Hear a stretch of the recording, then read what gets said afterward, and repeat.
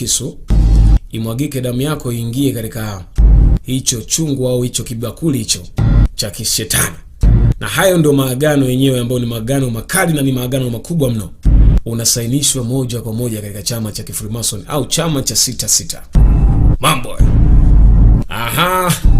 Mzee mzima akakubali kukatwa mkono, hatimaye damu yake naye pia ikaingizwa katika moja kati ya ile bakuli. Akaletewa mkuu. Lam say no. Katika mambo kama haya waga namkubali sana mwamba, hajawahi kufeli. Bakuli ikaletwa mpaka hapa mbele.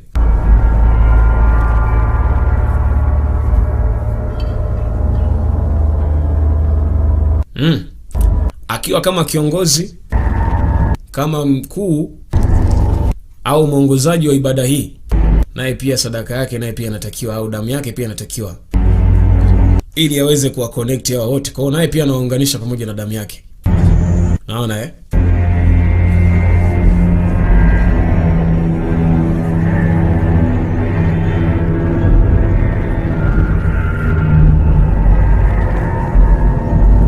mwisho akabeba ile bakuli yenye damu, akaja nayo moja kwa moja.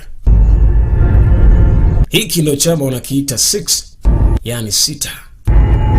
Mambo hayo. Bwana, leo kuna mdada alikuwa kalazwa hapa.